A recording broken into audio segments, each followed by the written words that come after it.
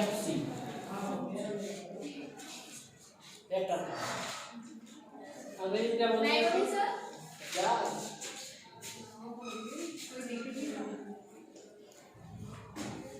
इसको क्या बोलते हैं फैक्टर कास्ट और इसको मार्केट प्राइस। हम है जीडीपी पढ़ने के लिए या फिर राष्ट्रीय आय पढ़ने के लिए सबसे महत्वपूर्ण ये दो टॉपिक, पहला है मार्केट प्राइस और सेकंड क्या है फैक्टर कास्ट। इसको बोलते हैं साधन लागत, ऊपर वाला को बाजार हिंदी बोला जाए। ठीक है, तो फैक्टर कास्ट क्या है? देखिए मार्केट प्राइस को पढ़ने से पहले हमें क्या पढ़ना पड़ेगा? Factor cast. फैक्टर कास्ट क्या है? किसी वस्तु का उत्पादन करने के लिए उत्पादन की गई राशि सही बोल रहे हैं। उत्पादन की वस्तु में जो राशि की जाती है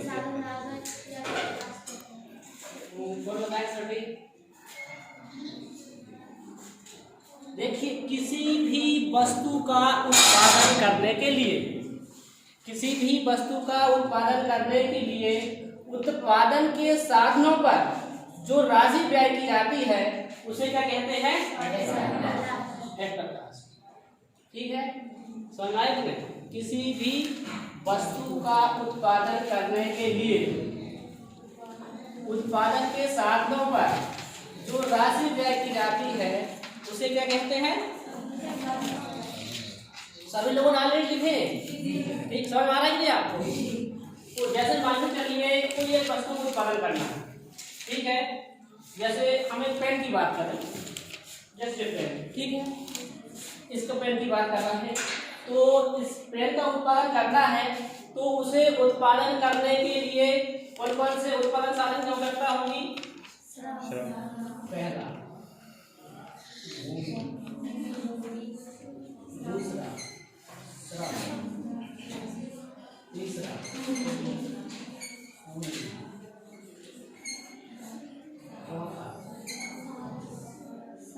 साहसी माना। साहसी एक और संगठन होता है तो मान सकते हैं। ठीक है, मान लो जैसे भूमि लगी, भूमि का मान लो 2 रुपए क्या है उसका लगान है, श्रम की जो मजदूरी 2 रुपए मान लो, पूंजी की जो है ब्याज मान लो 2 रुपए और साहसी को 2 रुपए लाभ मिलते हैं। ठीक, देखिए फैक्टर कास्ट की बात कर रहे हैं। जब तक आपको फैक्टर कास्ट समझ में आएगा, मार्केट प्राइस समझ में आएगी, जब मार्केट प्राइस समझ में आएगी तो फिर जीडीपी समझ में आएगी। ठीक है, तो उसके लिए जैसे एक पेन का उत्पादन हो रहा है, ये 4 साधन है, चारों साधन में क्या है?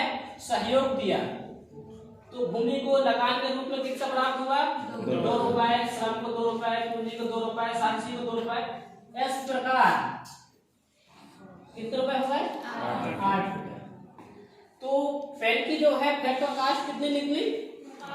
8 रुपए।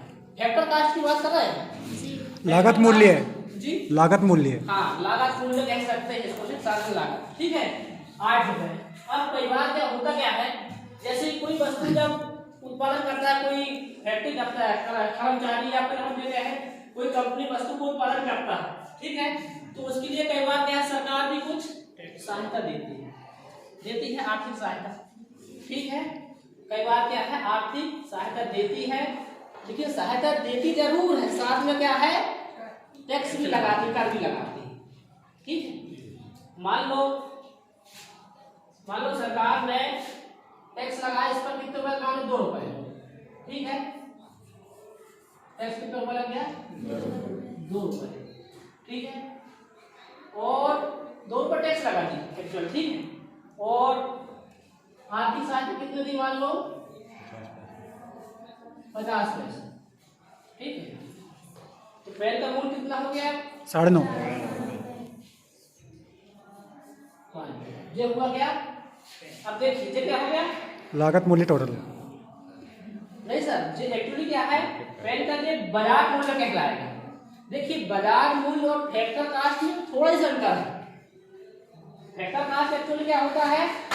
उत्पादन के साधनों पर व्यय की गई कुल राशि, और अगर हम मार्केट प्राइस की बात करें तो उत्पादन के साधनों पर व्यय की गई राशि प्लस सरकार द्वारा लगाया गया टैक्स माइनस सरकार द्वारा दी गई छूट, क्या बात है। इस प्रकार से कहलाएगा थे मार्केट प्राइस। तो मार्केट प्राइस निकल गई। समझ में आया? मार्केट प्राइस समझ में आ गई? बच्चों को समझ में लगभग आइडिया होगा मेरे ख्याल से, जब इनकी तीसरी क्लास है और कंटिन्यू 2 पीरियड पढ़ते हैं लास्ट। समझ में आ गया? इसको समझ में आया? वैसे निकाल सब समझ में आ गया? चल आगे पढ़ते हैं। मार्केट प्राइस समझ में आया? वेक्टर कास्ट यानी सार्थक लागत पर व्यय की गई राशि प्लस सरकार द्वारा लगाया गया अप्रत्यक्ष कर, इसको बोलते हैं अप्रत्यक्ष कर को NIT। क्या बोला जाता है? N का मतलब अगर अंग्रेजी दृष्टि देखा जाए, N का मतलब नेट इनडायरेक्ट टैक्स, शुद्ध अप्रत्यक्ष कर। मैं शुद्ध अप्रत्यक्ष कर आपको इसलिए बोल रहा हूँ क्योंकि यहाँ पर मैंने बताया है आपको, क्या बताया है कि सरकार ने जो टैक्स लगाया वो माइनस सरकार ने जो छूट दी वो क्या कहलाएगा? शुद्ध अप्रत्यक्ष कर। तो ठीक है, इस प्रकार अंतर इसमें थोड़ा सा रहता है। इसमें क्या है? साधन पर व्यय की गई राशि और जो रहता है एम्पियर मार्केट प्राइस, साधन लागत पर व्यय की गई राशि प्लस अप्रत्यक्ष कर माइनस आर्थिक सहायता। या ऐसा मैं बोले आपको, क्या बोले? सिर्फ ऐसा बोले NIT, नेट इनडायरेक्ट टैक्स, शुद्ध अप्रत्यक्ष। अब समझ में आया? कोई दिक्कत नहीं आ सर आपको? चलो अब आगे बढ़ते हैं GDP। ये 2 चीजें आपको समझना बहुत जरूरी थी, तो आप समझ चुके हैं। अब हम पढ़ते हैं आगे GDP। सिर्फ GDP की बात है। इसका मतलब सकल घरेलू उत्पाद। अगर अपन हिंदी में बोले तो उसको सकल घरेलू उत्पाद कहते हैं। अंग्रेजी दृष्टि बोला जाए इसका फुल फॉर्म क्या होगा? GDP।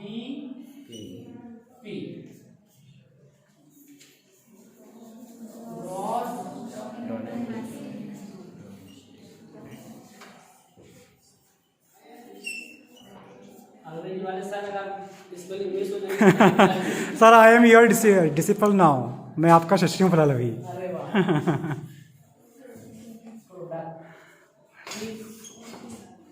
ग्रॉस डोमेस्टिक प्रोडक्ट सकल डोमेस्टिक मींस घरेलू होता है ना, ग्रॉस मींस सकल वायलेंस सकल घरेलू उत्पाद। GDP का मतलब होता है अंग्रेजी में ग्रॉस डोमेस्टिक प्रोडक्ट, स्पेशली बोलते हैं सकल घरेलू उत्पाद। इसमें मैडम एक बात ध्यान दे रही होगी, GDP हमेशा जो है ना मार्केट प्राइस पर, बाजार मूल्य पर। मार्केट प्राइस मैंने आपको बताया है। जी सर। ये मार्केट GDP हमेशा किसमें रहती है? Market price. ठीक, अब हम GDP की बात कर रहे हैं।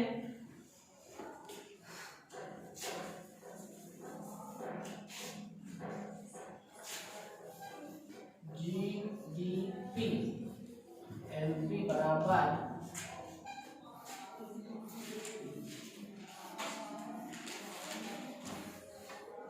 इसका भी फार्मूला रहता है। GDP मतलब MP में GDP से तात्पर्य किसी देश की जैसे मान चलिए कोई देश XYZ, भारत मान सकते हैं आप, परंतु भारत ऐसा नहीं, फिर भी ठीक कोई एक देश GDP की बात कर रहा है तो किसी देश की सीमा के अंदर उत्पादित एक निश्चित समय अवधि में सामान्यतः एक वर्ष में उत्पादित अंतिम वस्तु और सेवाओं के मूल्यों का योग होती है। यानी एक वर्ष में कितने में? सामान्यतः कहीं कहीं कुछ देशों में 2 वर्ष माना जाता है, कहीं 6 माह, लेकिन हमारे देश में कितना? 1 वर्ष। तो GDP पर किसी देश की सीमा के अंदर उत्पादित अंतिम वस्तु और सेवाओं के मौद्रिक मूल्यों का योग। हमने क्या कहा? एक देश, मैं आपको एक देश की सीमा बार बार बोल रहा हूं, ये बात आपको ध्यान देने योग्य है। एक देश की सीमा के अंदर। अब देखिए, कोई एक देश की सीमा की बात कर रहा है, भौगोलिक सीमा की बात कर रहा है, तो हो सकता है इस देश में विदेश के जो नागरिक वो यहाँ काम करने आते होंगे, स्वाभाविक। विभिन्न, जैसे हमारे भारत देश की बात करें तो अमेरिका के लोग भी आते होंगे, ठीक है, अफगानिस्तान के लोग भी, चीन के लोग भी, अनेक कई प्रकार, विभिन्न प्रकार देशों से लोग यहाँ काम करने आते होंगे। और यहाँ पर जो प्रोडक्शन किया उन लोगों ने, यहाँ पर जो प्रोडक्शन कर रहे हैं, कुल प्रोडक्शन उनका योग भी इसी जीडीपी के अंदर आएगा, ना कि इसी देश के अंतर्गत आएगा। उसको हम माइनस नहीं करेंगे। हाँ, वो बात एक अलग है कि हमारे देश के जो लोग हैं अन्य देशों में जाकर कार्य कर रहे हैं, तो उसको हम इसमें काउंट नहीं करेंगे। क्यों नहीं करेंगे? देश की सीमा के बाहर। गुड, बच्चों समझ का कुछ क्यों? क्योंकि वो देश की सीमा से बाहर। तो एक बात पुनः है ना, जीडीपी से तात्पर्य किसी देश की सीमा के अंदर उत्पादित अंतिम वस्तु और सेवाओं के मौद्रिक मूल्यों का योग। बाजार कीमत तो क्या कहलाती है? वहां की उस देश की सकल घरेलू उत्पाद हमेशा बाजार कीमत पर रहती है, बटन। ठीक है, अब कोई दिक्कत यहाँ तक जीडीपी समझ जाए? किसी कोई प्रॉब्लम है क्या? Girls and boys? जीडीपी कौन बताएगा? प्रतिभा बताएगा। चलो, किसी देश की सीमा के अंदर एक वर्ष में जो उत्पादित वस्तु का जो मौद्रिक, वस्तु और सेवा का जो मौद्रिक योग होता है, मौद्रिक मूल्यों की योग। वेरी गुड, बहुत बढ़िया बेटी। अक्सर ध्यान देने जो बात यह है कि हमेशा क्या है, मार्केट प्राइस पर होती है सामान्य तौर पर। ठीक है, कोई दिक्कत? अब हम आपको ये बता रहे हैं, जैसे जीडीपी क्या है, तो जीडीपी से एनडीपी, एनडीपी से एलएचपी। कहने का मतलब मेरा यह है कि हम जीडीपी से कैसे राष्ट्रीय आय का आकलन करते हैं, जीडीपी से कैसे हम राष्ट्रीय आय निकालते हैं, वो सारी चीज हम आपको बताएंगे। ठीक है, समझ में आए कि नहीं? जी सर।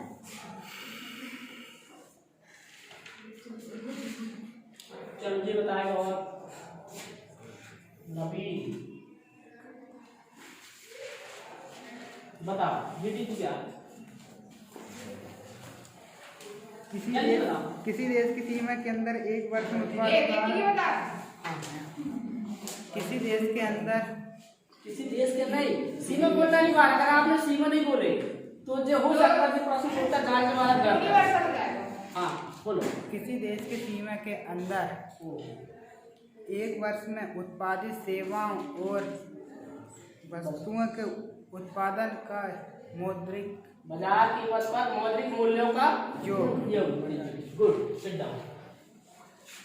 अब देखिए, कोई वस्तु का उत्पादन हो रहा है, ठीक है, कोई वस्तु का जब उत्पादन होता है तो उत्पादन के दौरान वहां पर विभिन्न प्रकार की, है ना, एक फैक्ट्री लगी होगी, फैक्ट्री में विभिन्न प्रकार के मशीन लगी होंगी।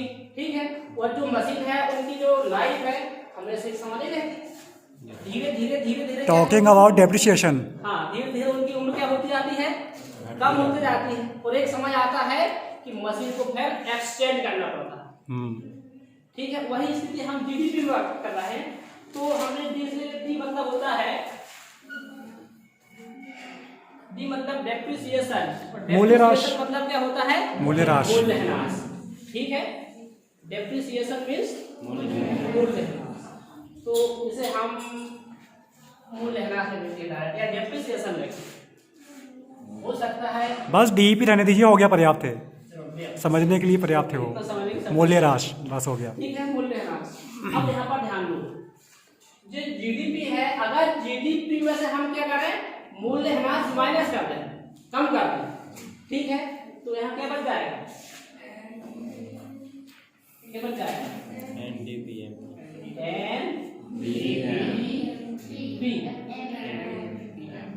मार्केट प्राइस पर। नेट, इसको अंग्रेजी में बोला जाए net domestic product, net domestic product, शुद्ध बाजार कीमत पर शुद्ध घरेलू उत्पाद। बिल्कुल जी। सर मूल्यह्रास मीन्स मैंने वही बताया ना, जैसे किसी भी वस्तु का अगर उत्पादन हो रहा है, उत्पादन प्रक्रिया के दौरान उस वस्तु का धीरे धीरे मूल्य कम होने लगता है, धीरे धीरे मूल्य कम होता है, उसे ही हम मूल्यह्रास कहते हैं। जैसे एक मान लो एक गाड़ी लिया हमने, सब थोड़ा सा उदाहरण ले रहा है, जैसे एक गाड़ी लिए तो उस गाड़ी की जो कंपनी मात्र 15 साल का क्या है जीवन काल लेता है, और मान लो ये गाड़ी जो है मान लो 45,000 रुपए की आई, ठीक है, कितने का है, मान लो 45,000 गाड़ी आई और उसका जीवन काल कितना है 15,000। तो उसका एक वर्ष का मूल्यह्रास कितना निकलेगा, कितना निकलेगा 3,000 3,000 निकलेगा ना, 15 साल का निकलेगा 3,000 निकलेगा ना। तो एक वर्ष का मूल्यह्रास गाड़ी कितना हुआ 3,000। अकाउंट बनता है मैम, ये एमकॉम में अकाउंट बनता है, बड़ा बजाता करने सर्विस को। तो कहने का मतलब मेरा ये है कि किसी वस्तु का उत्पादन के दौरान सर अपने 15 या 45 निकाली 3 वर्ष का हो गया, और हमेशा हमें कैसे निकाल पाएंगे, स्थायी लागत पद्धति, क्रमागत राशि पद्धति, बहुत सारी पद्धति होती हैं, पर वो कॉमर्स में होता है। सर इकोनॉमिक्स में है अभी आपको मूल्यह्रास निकालने वाला? ये तो मैम लोग तो अकाउंट की बात कर रही हैं, जो बच्चों कराता हूँ मैं उसकी बात कर रही है मैम लोग। स्थायी किस्त पद्धति, क्रमागत राशि पद्धति, मशीन की कुल कीमत बटे उपयोग किए गए वर्ष या उसकी लाइफ कितनी है, हाँ। आप देंगे तो उसमें क्या निकल जाएगा, मतलब जितना उत्पादन लग रहा है जितने वर्ष की नहीं उत्पादन ना करें, उस मशीन की कीमत क्या है, मान लो यहाँ 45,000 या कोई मशीन है उसकी कीमत 45,000 रुपये, उसकी लाइफ कितने हैं मान लो 15 वर्ष, ठीक है, बस स्वाभाविक 15 किया 45 बन गया। तो 3,000 रुपये साल अपन उसके लिए ऐड करके रखते हैं। मतलब ये है कि उसका एक वर्ष का जो है मूल्यह्रास कितना निकल जाएगा 3,000। ऐसी प्रकार जीडीपी में भी होता है, जीडीपी की बात कर रहे हैं, जीडीपी में अगर हम मूल्यह्रास कम कर दें, डिप्रिसिएशन कम कर दें तो क्या बच जाएगा शुद्ध घरेलू उत्पाद, बाजार कीमत पर शुद्ध घरेलू उत्पाद। आपको कोई दिक्कत तुमको समझ में आ रही कि नहीं संदीप? अब 10th है ना, जी आता है कभी।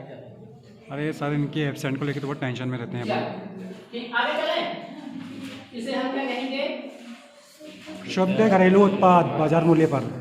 शुद्ध घरेलू उत्पाद, इसका देखिए फार्मूला कैसे शुद्ध घरेलू उत्पाद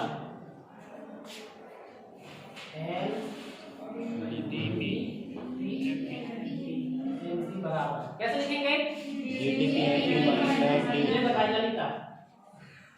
यस, हाँ, अबे GDP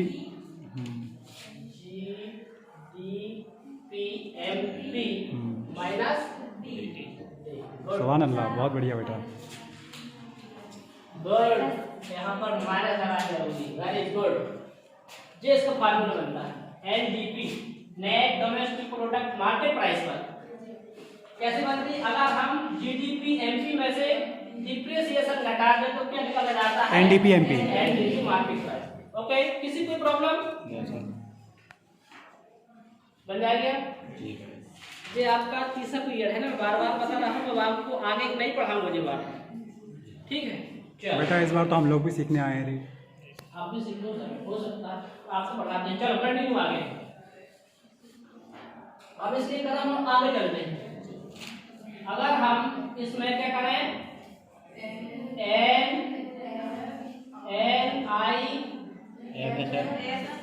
वो बाद में पढ़ सकते पहले, चलो ठीक तो क्या है NFIA, क्या करते हैं प्लस, अब जे NIF क्या है क्या है? ऐसे क्या बनता है? Net for income add FIA। इसको समझना मैडम, ये इंपॉर्टेंट समझना है, ठीक है। NFIA नेट और एवरेज है ना, नेट यानी शुद्ध एफ से बन गया फॉर्म, आई से बन गया इनकम, ए से बन गया एड, आप इसको जुड़ती एफ क्या है सर? फॉरेन विदेश। फॉरेन विदेश। तो इसको अगर हम हिंदी में कहें NFIA विदेशों से प्राप्त शुद्ध आय, क्या बोलेंगे इसे हम?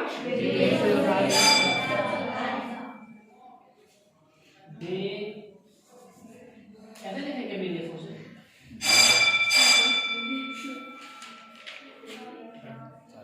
प्राप्त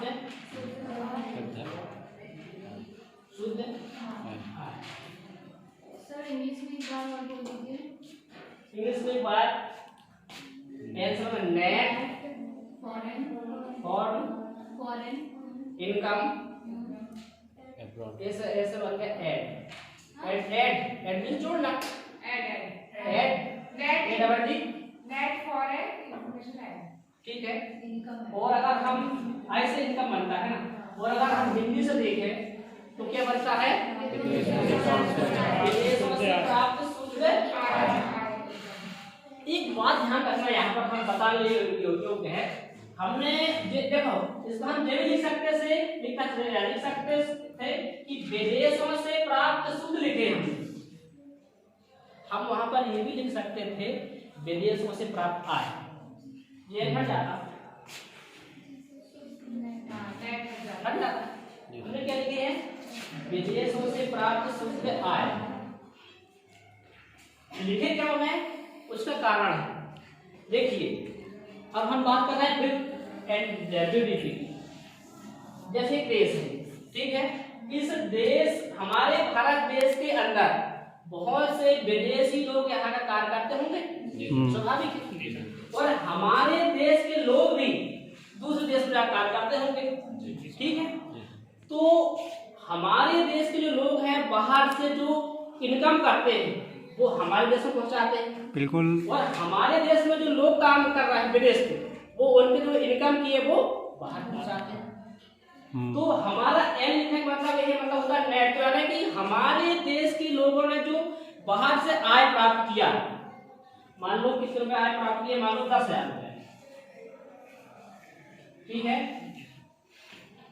10,000 रुपए इनकम विदेश में प्राप्त की, कुल कह रहे हैं, एक अकेला भारतीय बात नहीं कर रहे हैं, यानी कि हमारे पूरे भारत देश के लोग जो विदेश में काम कर रहे हैं उन्होंने मान लो 10,000 रुपए की इनकम किए और हमारे देश को पहुंचाए, ठीक है। और हमारे भारत देश में दूसरे जो लोग कार्य कर रहे हैं उन्होंने मान लो 7,000 रुपए कार्य किया, कितना किया? 7,000, और वो कमाना कहाँ पहुंचाए? नेटिव प्लेस उनके, ठीक है। तो हमारे देश को कितनी आय हुई कुल शुद्ध? 3,000।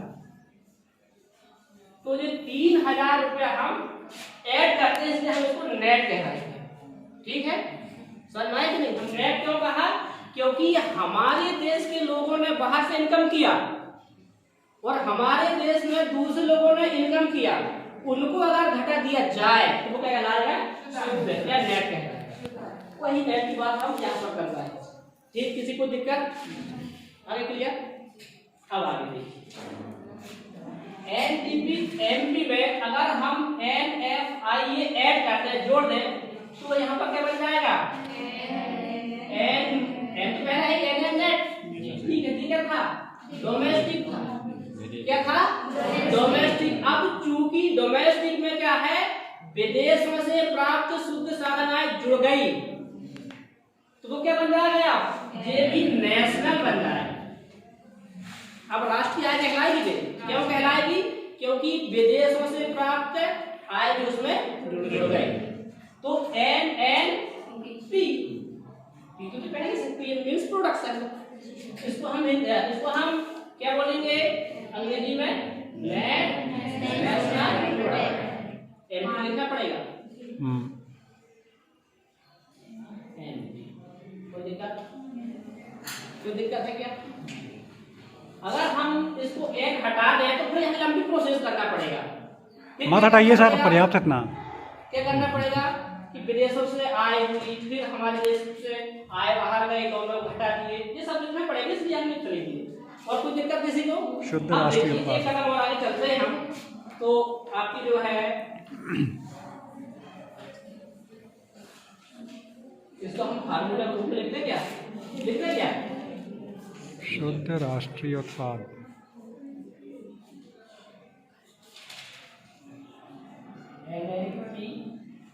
एनपी बराबर बोलो, फार्मूला क्या बनेगा इसका? NDP MP plus NIFIA NFIA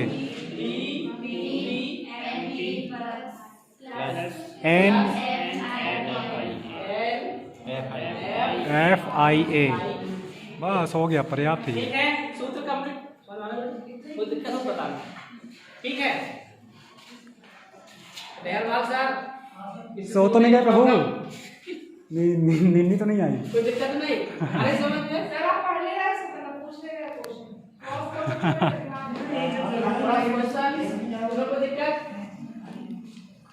ये सभी अपने भाई बहन हैं, कोई दिक्कत नहीं है सर। कोई दिक्कत नहीं, चलो आगे चलते हैं।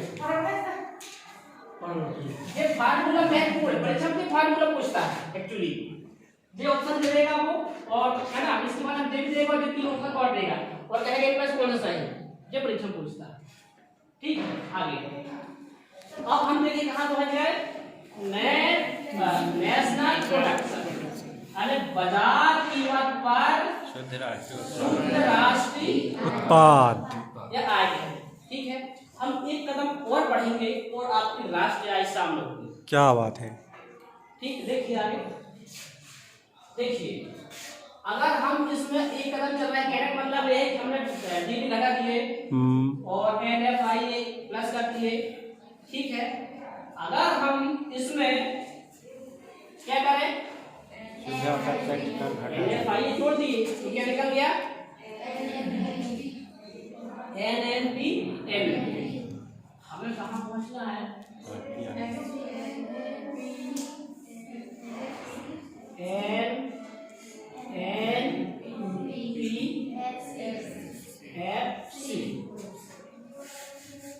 अब गियर चेंज, बहुत देर से MP था, अब FC हो गया। NNPFC। ठीक है, उसमें अगर हम क्या करें, NIP क्या करें, घटा दें।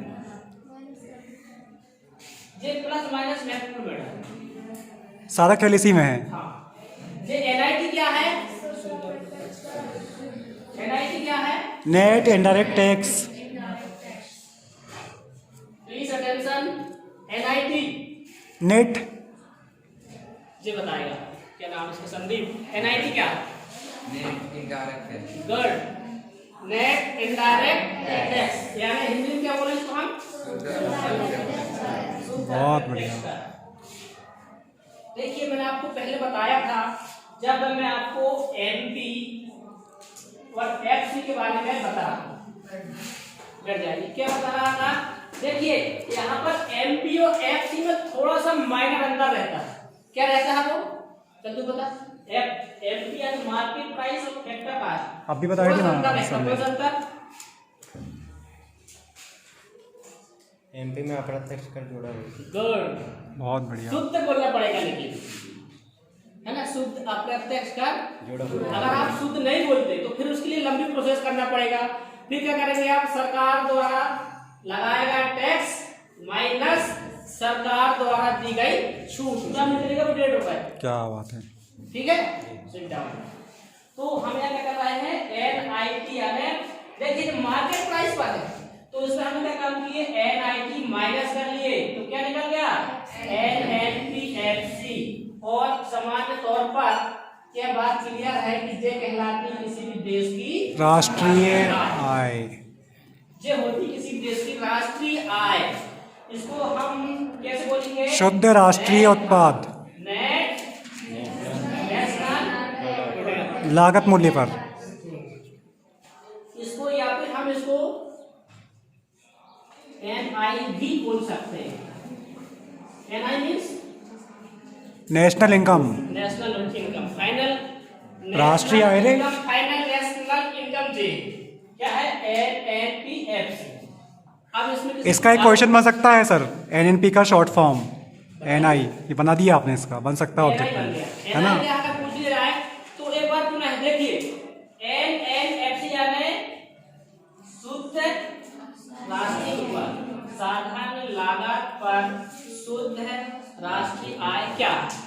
तो इसे हम कैसे परिभाषित करेंगे, देखिए हम परिभाषा देना इसकी, ये हमने फार्मूला बनाया, इसको हम यहाँ पर लिख देते हैं।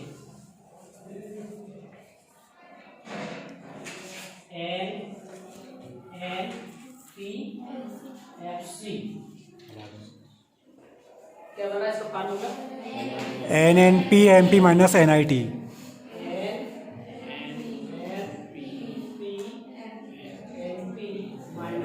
NIT बिल्कुल T। कोई दिक्कत है क्या। अब देखिए हम राष्ट्रीय आय को कैसे परिभाषित करेंगे, यहाँ पर ध्यान दो।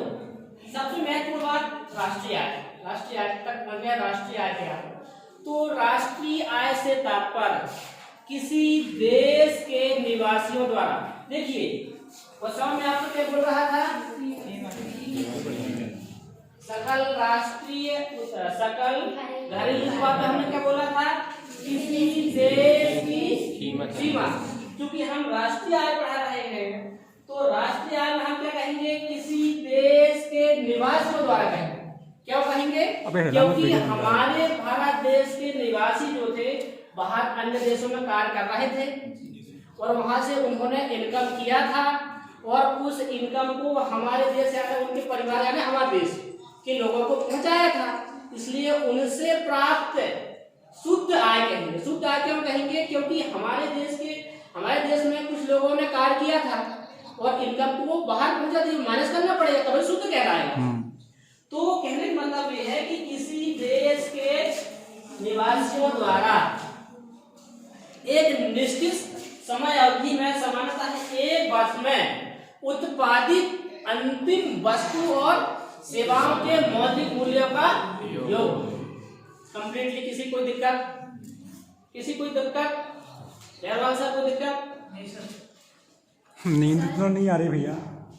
सर आपने NNP के बाद NNPFC कर दिया, ये इनकम टैक्स वाला ये थोड़ा समझा दीजिए कि ये FC क्यों है यहाँ पे, मतलब कि जो छूट दी गई गवर्नमेंट की सेवाओं में या प्रोडक्शन में किसके लिए होगी। देखिए जो छूट की आप बात कर रहे हैं ना, तो प्रोडक्शन जब होता है कोई वस्तु का वो तो समझ आया, लेकिन इसमें नेशनल FC का वैल्यू क्या है, मतलब आपने यहाँ पे डायरेक्ट FC वो क्यों आया कहना चाहती हैं मैम कुल मिला के इन शॉर्ट में, कि फाउंडेशन वो क्यों आया हुआ है, फाउंडेशन कोर्स। ठीक है, देखिए यहाँ पर ध्यान दो आप, पता है मैम, लेकिन यहाँ पे जब हम नेट इनकम निकालते हैं तो उसमें हम छूट को माइनस करते हैं। हाँ माइनस करना, तभी तो शुद्ध कहेंगे ना। मैं शुद्ध क्यों कह रहा हूँ आपको बार बार, कि सरकार ने जो टैक्स क्या है लगाया है, या तो आप उससे क्या करें, सरकार द्वारा दी गई आर्थिक छूट घटा दें, या फिर इतना मत करो, सबको क्या है सरकार द्वारा लगाया गया टैक्स सब में जोड़ दो। जैसे मैंने बताया था कि एक पेन की कीमत जो थी कितने रुपए थी, 9 रुपए 50 है ना, कितने थे, टैक्स वगैरह सब आउट हो गए। चलना पड़ेगा आपको यहाँ पर 2 रुपए 2 रुपए 2 रुपए 2 रुपए कितना हो गया, 8।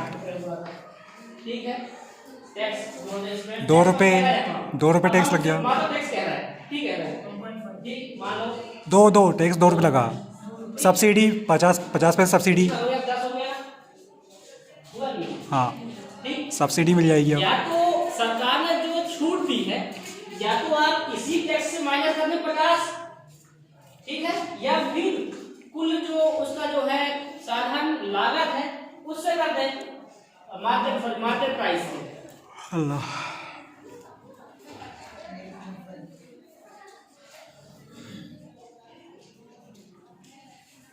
यहाँ से देखें आप, ठीक, ये सब्सिडी मिल गई ना अपने यहाँ को। से देखें, या फिर आप यही कर दें, या तो आप यही कर दें।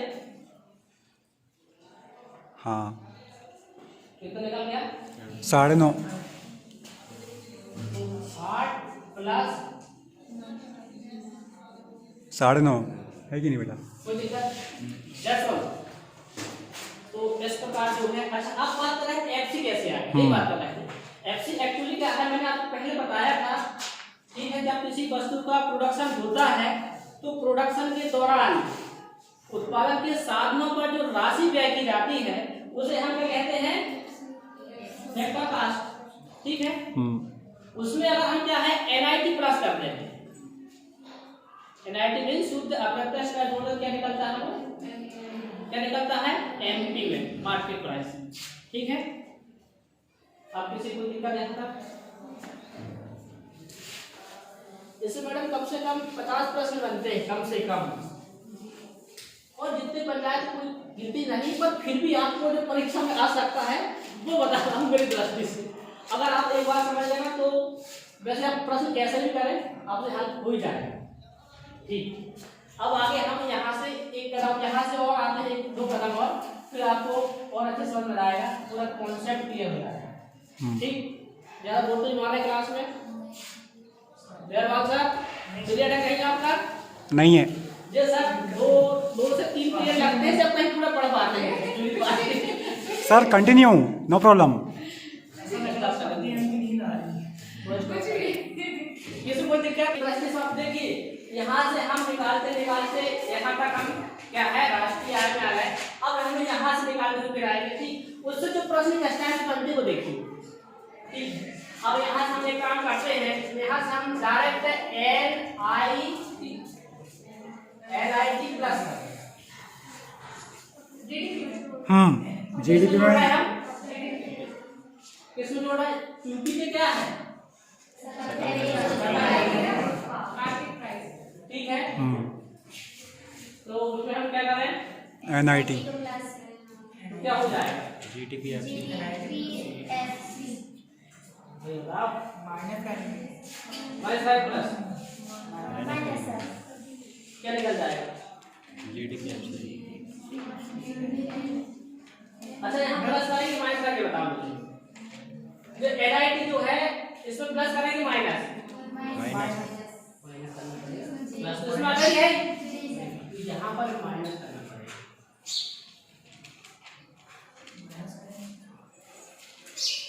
आप देखिए जीडीपी एमपी में से एनआईटी क्या कर दिए, माइनस के निकल जाएगा, जीडीपी एफसी गुड, जीडीपी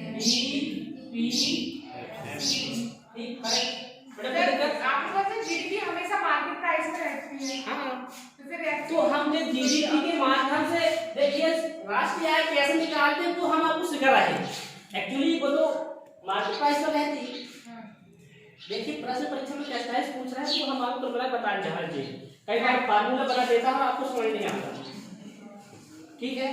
तुम्हारे लिए भी है, तुम्हारे लिए तो है ही, तुम्हारे लिए तो है ही कंफर्म, 12 का चैप्टर पढ़ा रहा हूँ मैं सिलेबस, ठीक है। कंटिन्यू आगे, तो इसे हम सूत्र बनाते हैं, GDPFC बराबर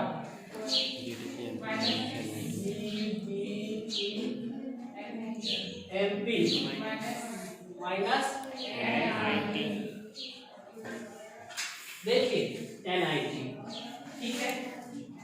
अगर इसमें हम क्या कर रहे हैं, जैसे GDPFC प्लस NIT क्या हो जाएगा, कोई बताएगा? GDPFC प्लस NIT क्या हो जाएगा,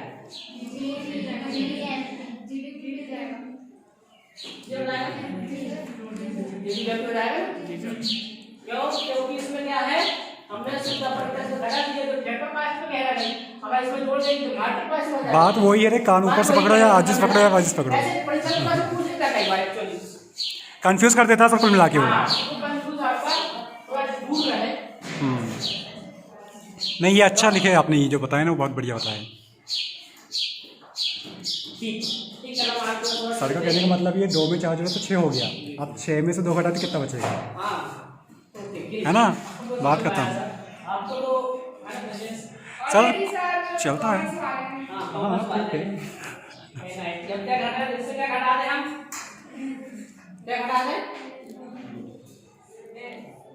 एन एफ आई ए, जे N F I A plus हो रहा है माइनस हो रहा है, वो महत्वपूर्ण नहीं है, महत्वपूर्ण बात यह है कि उसमें प्रश्न दिया क्या है वो महत्वपूर्ण है। जैसे एनआईटी, अब जो हमें माइनस कर रहे हैं प्लस कर रहे हैं बात अलग है, लेकिन परीक्षा में जो उसमें प्रश्न पूछा गया है उस पर डिपेंड कर रहा है कि प्रश्न क्या आ रहा है, कि माइनस करना है। ओके, Depend तब करेगा। हाँ डिपेंड तब करेगा, अभी हम आपको समझ रहे हैं इसलिए माइनस करना हो सकता है प्लस हो जाए, प्लस हो जाएगा तो आप क्या कर रहे हैं एफसी का एमपी कर देगा, माइनस हो जाएगा तो क्या करोगे एफसी कर देगा, इतना ही है ना। चलो आगे, अब हम इसमें क्या करें, एन एफ आई क्या करें प्लस करेंगे, है ना, क्योंकि क्या है सकल घरेलू उत्पाद है, विदेश क्या है जुड़ रही है, क्या हो जाएगा एन F जी की जगह क्या कर रहे हैं, F जी की जगह डी रहने दें, डोमेस्टिक का क्या हो जाएगा एन हो जाएगा, ऐसा क्या हो जाएगा नेशनल हो जाएगा, plus foreign income ऐसा है प्रोडक्ट। अब एफ है तो एफ सी रहने दें, क्योंकि हमने आगे इसको ऑलरेडी बदल चुका है, उसको प्लस कर दें क्या, जी सर, उसको प्लस करें माइनस प्लस प्लस क्यों करें, क्योंकि इसमें ऐड हो रही जुड़ रही है, विदेशों से प्राप्त शुद्ध सामग्री क्या है सकल घरेलू उत्पाद में जुड़ रही है, ऐड करना, ठीक है, कोई दिक्कत है। सर अपन ऐसा मान के चल सकते हैं कि एनआईटी हमेशा माइनस में आएगी, प्लस में भी हो सकती है, नहीं पर मोस्टली हाँ एक्चुअली हाँ एन एफ आई हमेशा क्या है प्लस में आएगा, प्लस में होती है, लेकिन कई बार होता क्या है, ध्यान दो, गुड अच्छा प्रश्न किया आपने, कई बार होता क्या है कि हो सकता है कि हमारे देश के लोगों ने जो आय की है ना इनकम किया, ठीक है, और विदेश के लोगों ने हमारे देश में जो इनकम किया, हो सकता है जो बाहर जाने वाली राशि ज्यादा हो बाहर आने वाली से, तो यहाँ पर हमें क्या करना पड़ेगा माइनस करना पड़ेगा, क्योंकि वो माइनस में ही रहेगी फिर वो राशि, ठीक है, किसी का हमेशा हम प्लस में अक्सर हमेशा वो प्लस नहीं होती, लेकिन कभी कोई ऐसी कोई स्थिति निर्मित हो, मतलब ओरिजिन जो है वो प्लस है, प्लस ओरिजिन प्लस है। तो ये मान के बता सकते हो अब हो सकता है जैसे कोरोना काल चल रहा है, हो सकता है कि हमारे देश के लोग बाहर का इनकम करने ना गए हो और बाहर लोग हमारे यहाँ हो, तो ऐसी सिचुएशन माइनस हो जाए तो माइनस कर देना, कोई दिक्कत हम ऐसा सिलेक्टिव माइंड में बना सकते हैं कि फॉरेन वाली जो रहती वाली है समझ लो हमारी कम है, रुपया कम है, वो ज्यादा है, हाँ तो जो हमारे से जो आएगा यहाँ तो ज्यादा ही होगा ना, हाँ गुड, तो हम एक स्ट्रक्चर बना सकते हैं ऑलरेडी कि प्लस नहीं होगा हमेशा, प्लस क्योंकि रुपया हमेशा कम जा रहा है। दूसरी बात यह है कि देश बहुत सारे हमारा लेके देश है, तो संख्या स्वाभाविक बाहर कमाने खाने जाएगी, कोई बात ही नहीं है। एक्चुअली ऐसा है। ओके, अब कोई दिक्कत है क्या, नहीं तो ये क्लियर हो गया, क्लियर हो गया। अब यहाँ से एक कदम यहाँ तक आ जाएंगे, है ना, तो आ सकते हैं, कोई बड़ी बात नहीं, परंतु अब आपकी साइकोलॉजी का प्रश्न है मैडम, आपसे भी सर, आपसे भी सभी लोगों से, ये क्या लिखा है, इसको हम क्या पढ़ रहे हैं, अगर हम इसको हिंदी से पढ़ें तो कैसे पढ़ेंगे, सकल क्या पढ़ेंगे, राष्ट्रीय उत्पाद फैक्टर कॉस्ट पर, नहीं शुद्ध एन फर्स्ट रहता, फर्स्ट एन रहता तब पढ़ते हैं शुद्ध, अगर सेकंड एन है राष्ट्र पढ़ना पड़ेगा, हाँ राष्ट्र वही नेशनल, सकल राष्ट्रीय उत्पाद हाँ है ना, साधन मूल्य पर, तो यहाँ पर अगर हम माइनस डी कर ले, डिप्रिसिएशन, डिप्रेशन में लेना, ये सकल था ना, तो NNPFC आ गया। सकल में से डी होता है हमेशा, तो क्या हो जाता है एन हो जाता है, एन एन हो गया, वो आपने उस साइड भी कराए थे। पी है तो पी है, एफ सी है तो एफ सी है, बिल्कुल। इस प्रकार यहाँ से भी हमने जीएनपी एफसी से क्या निकाल लिए, NNPFC, दो ट्रिक हो गई कुल मिला के, 2 ट्रिक कर सकते हो आप। एक चीज हम आपको और बता रहे हैं अभी, सर मुझे ये समझ में दिया जो आप बोल रहे हो, खड़े बताओ क्या समझ में आया, ये आप कह रहे हैं ना वो ऐड नहीं होगा, एन आएगा, कहाँ जब माइनस कर रहे हैं आपने डी का फुल फॉर्म क्या है, डी का मतलब होता है मूल्य ह्रास। अच्छा हाँ वो और मूल्य ह्रास हमेशा माइनस में ही रहता है। हाँ समझ में आ गई, वो हम समझा रहे हैं। रिवर्स चलते रहते हैं। हाँ, वो 45 हमेशा, क्योंकि किसी भी कंपनी का कोई मशीन है हाँ, उसका मूल्य 45 ओके ओके कंटिन्यू आगे चलें। इसका सूत्र कितने पे गया लिख दीजिए सर। इस दृष्टि से देखें। NNPFC equals GNPFC minus D है कि नहीं भाई?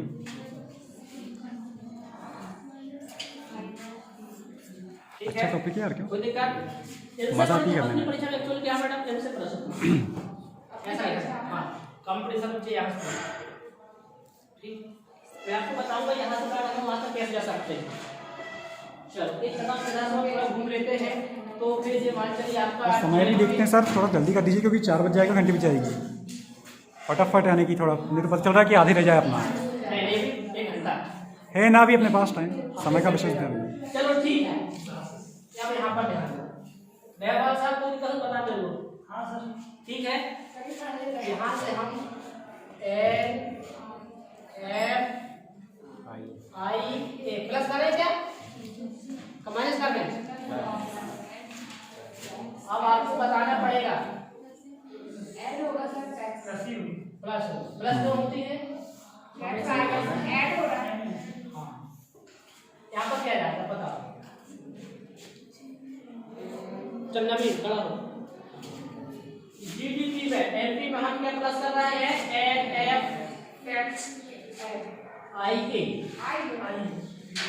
NFI क्या हो जाएगा? पर खड़ा हो जल्दी।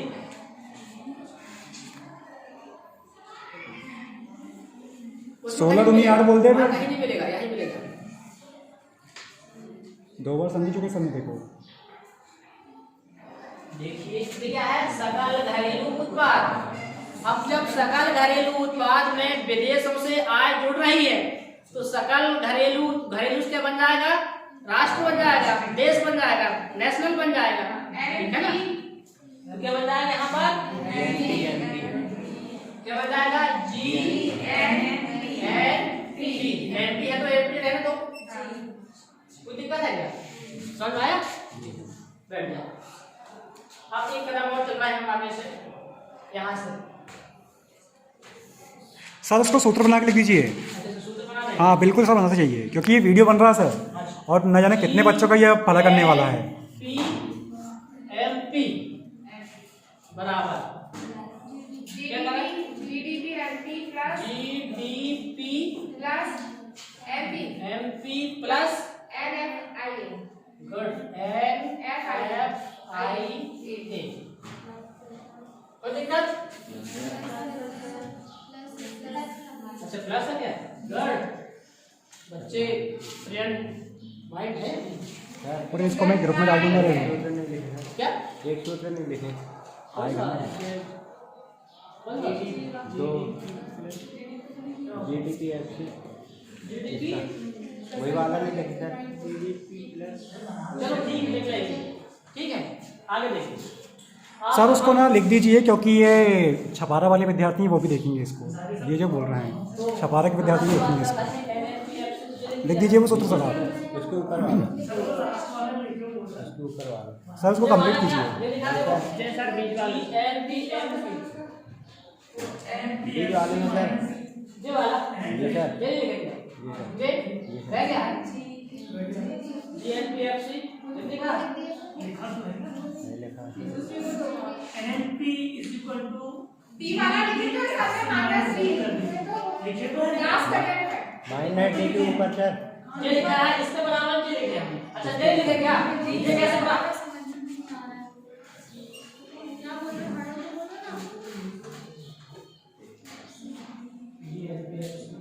लिखा तो है सर, ये लिखा हाँ sir second last minus D है सर। चलो एक बार वाले देता हूँ, ये लिखना है आगे ठीक है ना? GNPFC बराबर GDPFC plus NFI plus NFI। ये कहाँ लिखा? अभी नहीं लिखा, फिर पहली बार लिखें सामने। हाँ ठीक है अब ठीक हो है। गया? चलो अब यहाँ से चलते हैं। इसमें हम एक काम करते हैं, माइनस डी करते हैं क्या? घटा दीजिए सर। एक्चुअली क्या है, जी है तो अगर माइनस डी का देखें तो N एन हो जाएगा, N हो जाएगा। N कैसे रहेगा? NNPM बना दीजिए सर इसको भी। GNP minus D is equal to NNP MP। GNP MP बराबर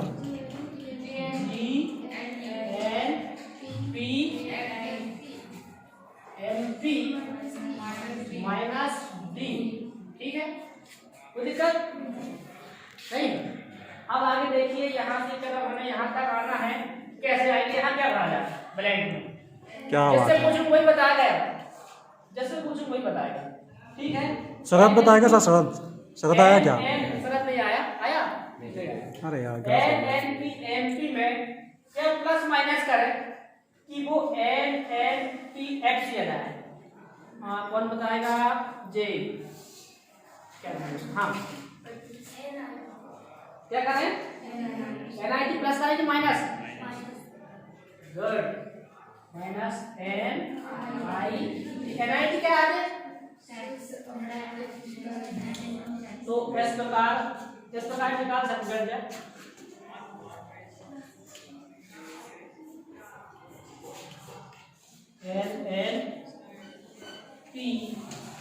NNPFC बराबर N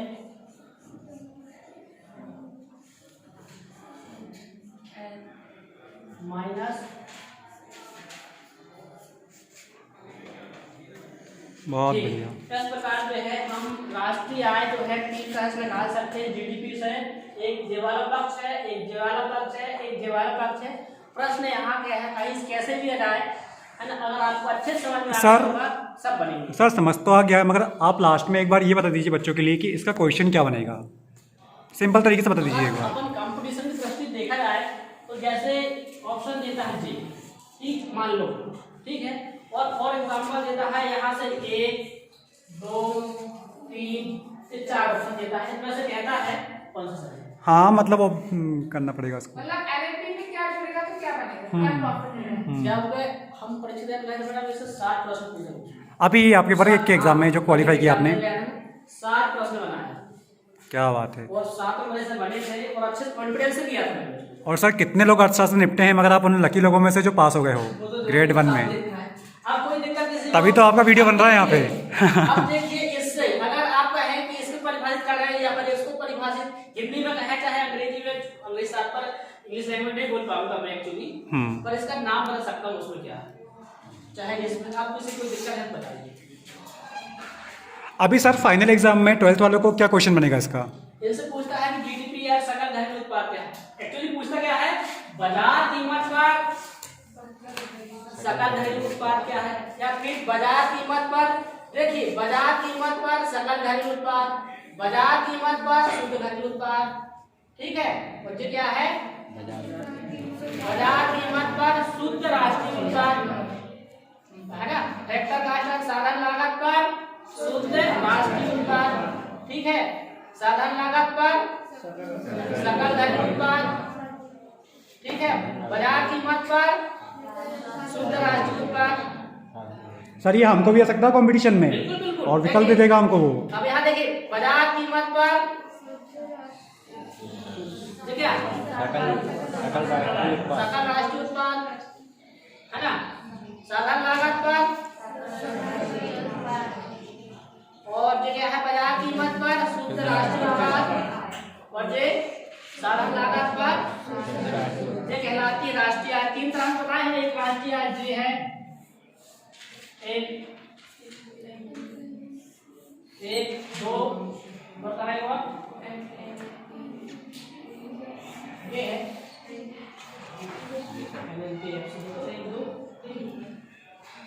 सर एक नीचे बनाए थे आपने क्या? अब किसी को दिक्कत, तो इस प्रकार परीक्षा में प्रश्न बनते हैं, चाहे वो है ना, यदि आप यहाँ से पूछ ले बाजार कीमत पर शुद्ध राष्ट्रीय उत्पाद से क्या तात्पर्य है, क्या पूछेगा, बाजार कीमत पर शुद्ध राष्ट्रीय उत्पाद से क्या तात्पर्य? तो आप लिखेंगे बाजार कीमत पर शुद्ध राष्ट्रीय उत्पाद से तात्पर्य। देखिए बाजार कीमत पर शुद्ध राष्ट्रीय उत्पाद से तात्पर्य क्या लिखा?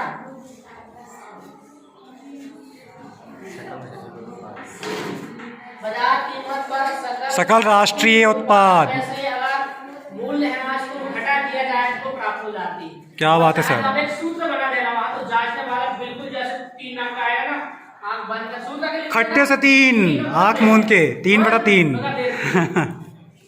किसी को दिक्कत तो इस प्रकार का उसमें बनते हैं अपनी कॉम्पिटिशन परीक्षाएं में भी, और विद्यार्थी को हिंदी में आते हैं ना, कई बार इसके नाम पूछ लेता है जीडीपी क्या है, एनडीपी क्या है, इनका हिंदी नाम पूछ लेता है। ठीक है, थैंक यू सर, धन्यवाद। आप वीडियो समाप्त करते हैं। अगर आपको मैडम अगर